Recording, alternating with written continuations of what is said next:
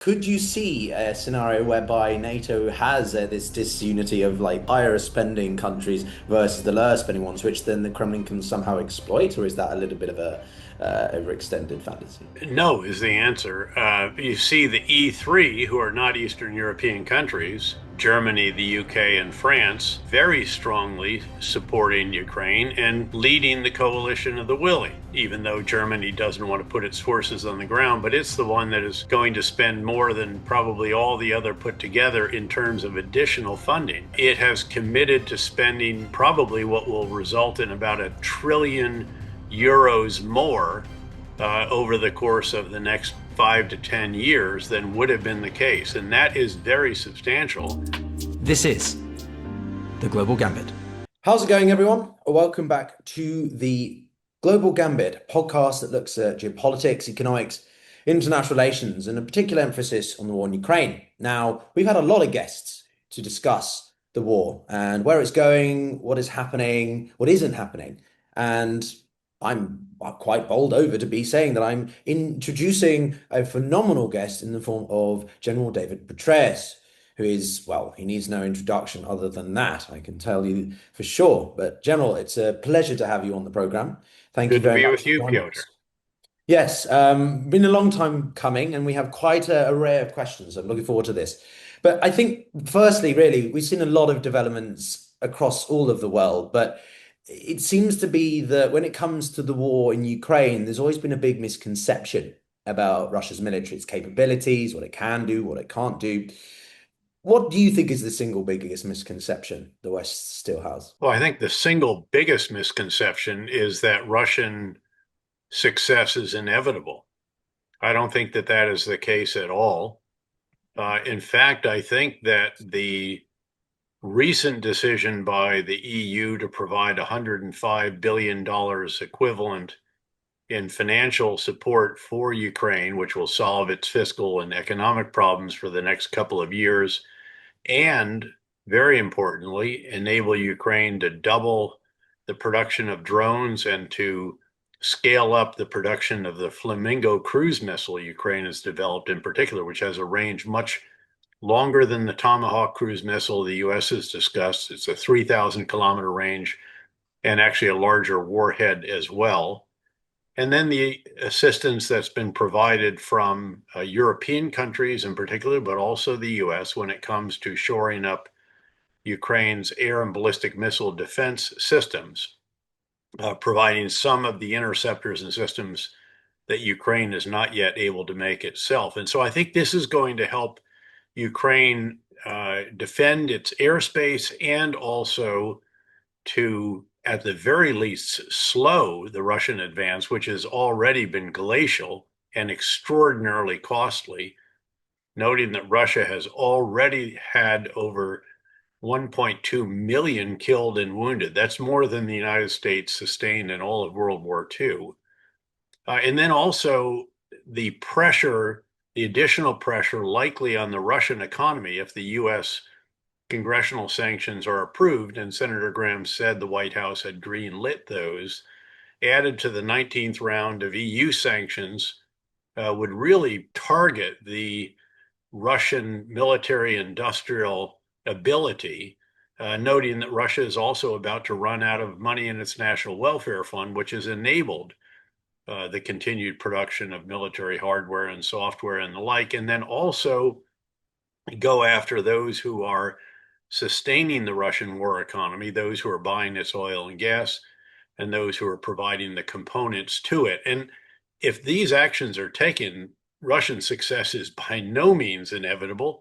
In fact, I think it's actually quite possible that Russia would reach a point where Vladimir Putin realizes that he needs a cessation of hostilities, perhaps even more than the Ukrainians do. It's certainly the case that I think there's a lot of over exaggeration around what the Russian military is capable of, a lot of emphasis on strategic patience. But when it comes to Ukraine as well, certain analysts often emphasize manpower.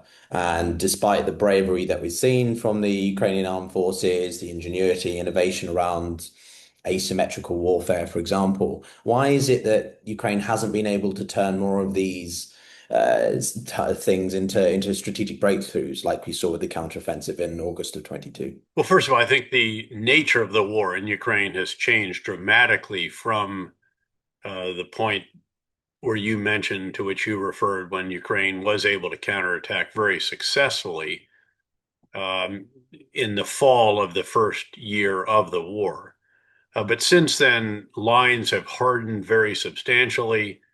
The Surovikin line, named for the Russian general who established the multi-layered defensive fortifications in the southern part of Ukraine, which was one of the factors that stymied the effort by Ukraine in that second summer to continue its counteroffensive operations, but also now the advent of massive numbers of unmanned systems that are always over the battlefield and have ubiquitous surveillance, with the exception of periods of very heavy fog or exceedingly foul weather.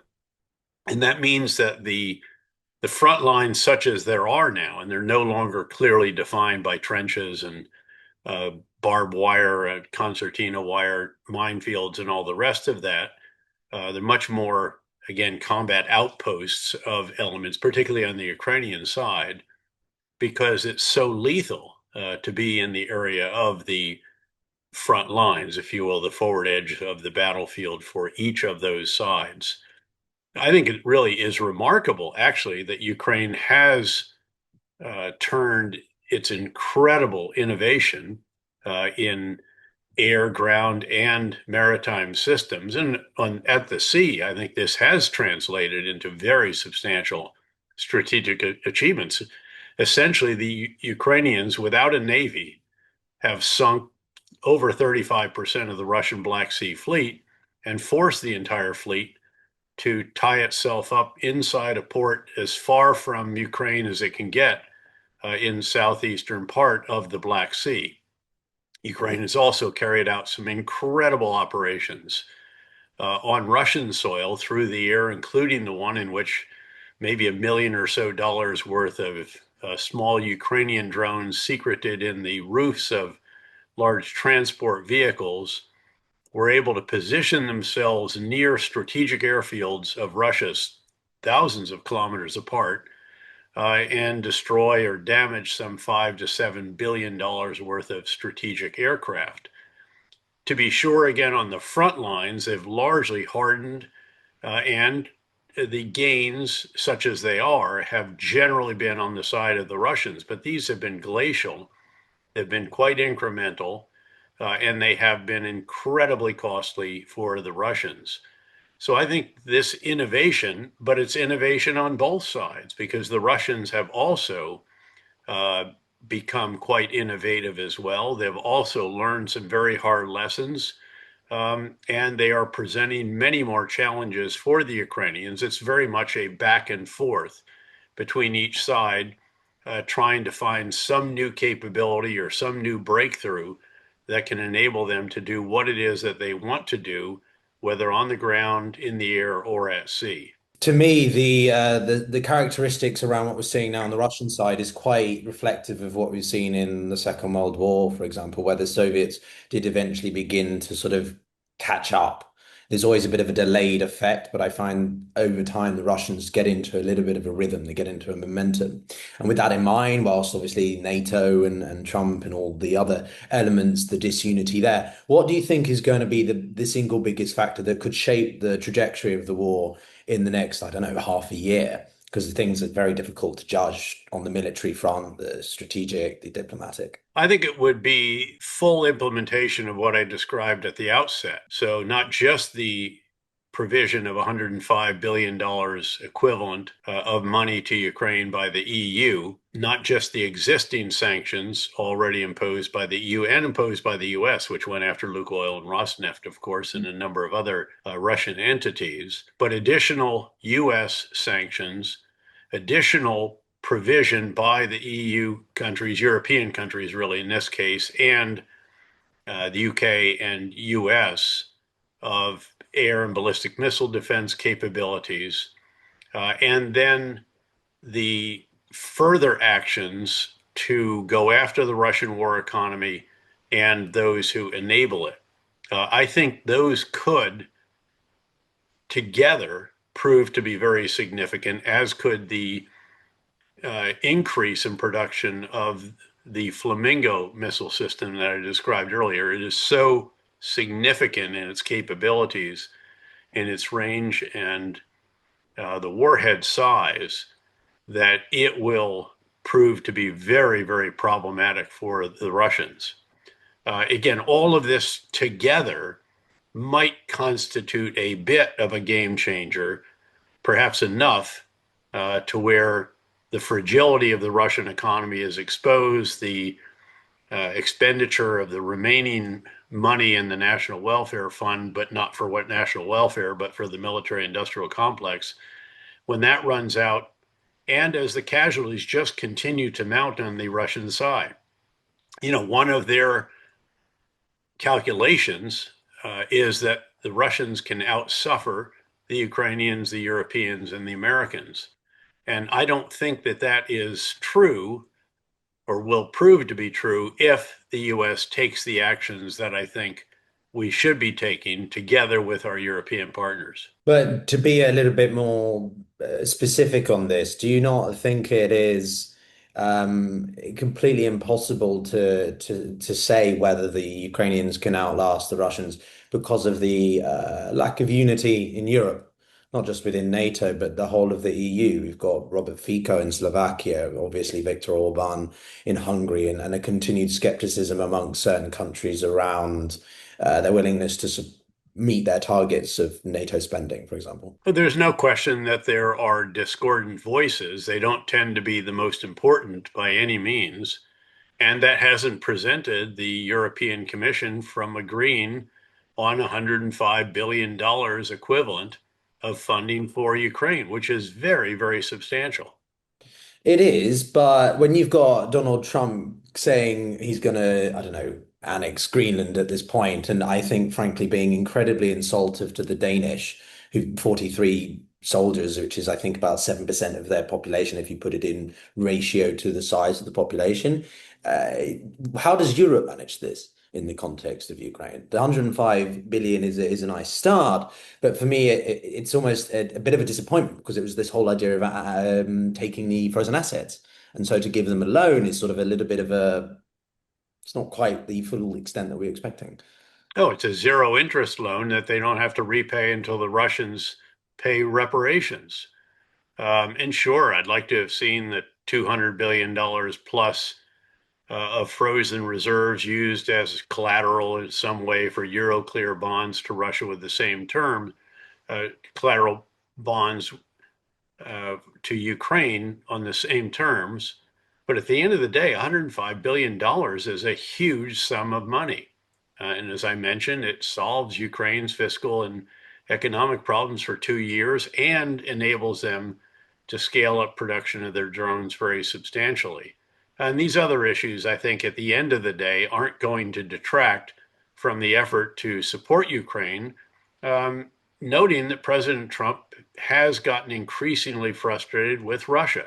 Ukraine has made a very good faith effort to reach the terms of an agreement, and the Europeans have been very supportive, and the US was even there in Paris and agreed to be part of this in terms of a monitoring mechanism, et cetera, with ironclad guarantees that if Russia resumes hostilities after a cessation of hostilities, that there would be certain actions automatically taken to support Ukraine and to punish Russia. Okay, so just on this a little bit more, because you've obviously worked extensively on asymmetrical warfare, and the Ukrainians have demonstrated again, a novel approach to the use of drones and other sort of technical pieces of equipment. What do you think that the Europeans, especially, should be learning from Ukraine? Because frankly, they're the ones who have the most experience of dealing with Russia in a military context. All of us, the US included, North American members of NATO, every country should be learning a lot more from what's going on in Ukraine. This isn't just evolutionary, if you will, or innovation. This is revolutionary change in how wars of the future likely will be fought. Not all of them, to be sure, But I think all wars of the future will feature much larger numbers of unmanned ground, air, and maritime systems of a whole variety of different types. And that will be the case with any type of war, but particularly with major combat operations such as we're seeing on the ground in Ukraine and actually on the ground in the Russian Federation, based on what the Ukrainians are sending into Russia on a nightly basis. Mm. Now, we've seen exercises by NATO relatively recently, I think in late November, December, but it was largely overseen by the French.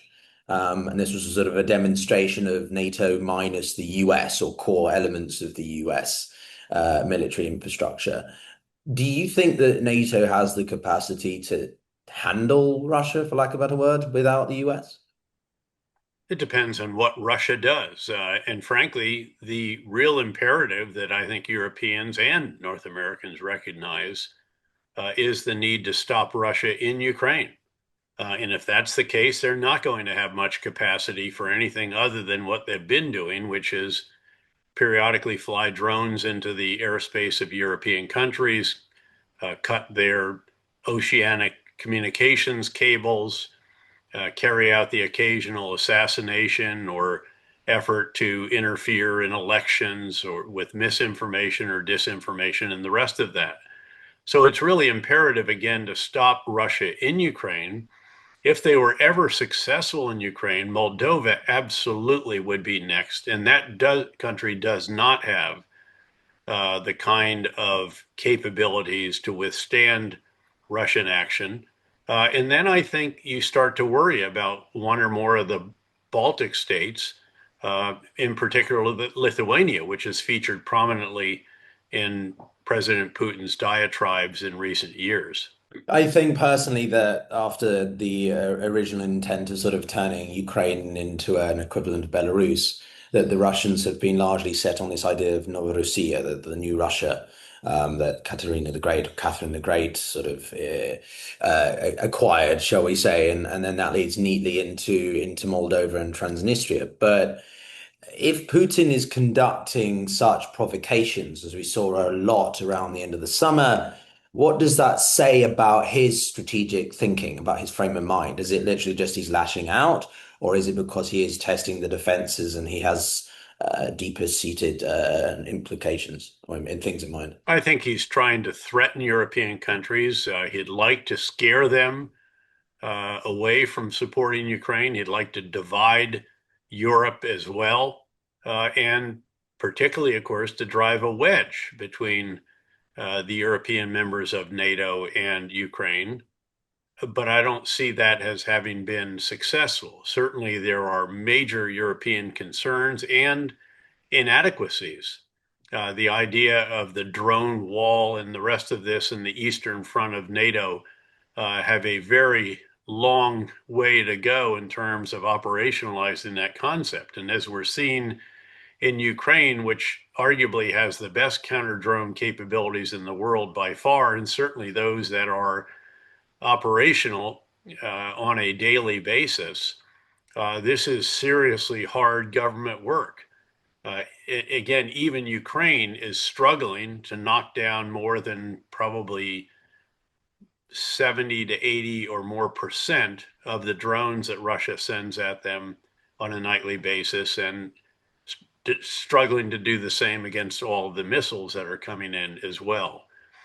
So again, NATO countries need to learn a lot more from this than has been the case so far. And my concern is that while very much applauding the commitments by NATO countries to spend much more on defense, to increase from 2% of GDP on defense to 3.5% of GDP on defense, and 5% if you take into account infrastructure spending related to the effort to shift the focus from what still is to a degree the old inter-German border out to the eastern front of the new NATO. I hope that the way that money is spent results in a whole that is greater than the sum of the parts, rather than a whole that is less than the sum of the parts because of inefficiencies inability to operate together, and the like. Those are quite operational aspects, but again, it kind of makes me return to the strategic dynamic because for me, my biggest concern is the sort of disunity. The Eastern European states, the Baltics, Poland, Romania, they understand the immediate threat posed by Putin versus, well, I'm just going to call them out, Spain specifically, who never seem to reach their NATO targets for spending. Could you see a scenario whereby NATO has this disunity of like the higher spending countries versus the lower spending ones, which then the Kremlin can somehow exploit, or is that a little bit of a overextended fantasy? No is the answer. You see the E3, who are not Eastern European countries, Germany, the UK, and France, very strongly supporting Ukraine and leading the coalition of the willing, even though Germany doesn't want to put its forces on the ground, but it's the one that is going to spend more than probably all the other put together in terms of additional funding. It has committed to spending probably what will result in about €1 trillion more over the course of the next 5 to 10 years than would have been the case. And that is very substantial, given that Germany is the number 3 economy in the world, not just the leading economy in the EU. And those 3 countries are working very closely together. They're the ones that have been really driving UK and France in particular when it comes to the coalition of the willing. And again, they're not Eastern European countries. Certainly, there are some actually generally pretty small countries that have a jaundiced view of supporting Ukraine, have a degree of affinity for Russia, as would certainly be the case with Hungary and Viktor Orban. And to a lesser degree, again, now the Czech Republic, some others that you might be able to identify. But again, they are not particularly significant in this overall effort, notwithstanding that Hungary is, of course, one of the Eastern European countries and right out on the Eastern Front of NATO. I think if you reinstall the Law and Justice Party of Poland, you could just identify the Visegrad group as, frankly, the 4 countries that have this, should we say, problematic stance on Ukraine, Russia. But given Poland's shift, that's not the case. But I don't when think it Poland has shifted that much. I know the Prime Minister and Deputy Prime Minister / Minister of Foreign Affairs very well. Obviously, the President creates some challenges for that. But by and large, Poland is very, very strongly in favor of its rearmament, if you will. It's spending very substantial amounts of money on that. And it's a country that obviously has had its airspace violated by Russia. So I don't think there is domestic disagreement over their need to substantially augment their military capabilities and by and large to continue to support Ukraine very aggressively. Sure. Now, when it comes to NATO as a whole versus the EU, right now, Trump is obviously making his remarks. Personally, I don't think there's going to be a military operation over Greenland, but an economic arrangement of some form. But the point being is that the EU needs some kind of army. This has always been a conversation. Macron has often pushed it, especially Europe's broader strategic autonomy. What's your view of the relevance of the EU in the context of NATO, Ukraine, Russia, US, and so on? Well, I think the EU is very, very important when it comes to the EU Commission. And I think that Europe is fortunate to have Ursula von der Leyen as the president of the European Commission for a second term. I think the EU foreign minister position Mhm. is a very important one. And again, fortunate to have a former prime minister in this case in that role. The EU as a military element, however, has never made a great deal of sense to me, unless actually the European Defense Initiative or identity, or there have been various names for this over the years, going all the way back to the early post Cold War period. And I've watched them because over the years I was, for example, a NATO 1-star, 3-star, 4-star, all in the post Cold War period. in addition to having a U.S. hat in each, or a coalition hat in each of those cases. And I've never been that convinced that the EU brings additional military capability, because generally it doesn't. There are no additional battalions or drone units or anything else that are established as a result of an EU initiative. There could be some relevance if the EU adopts a different course of action than is possible with NATO.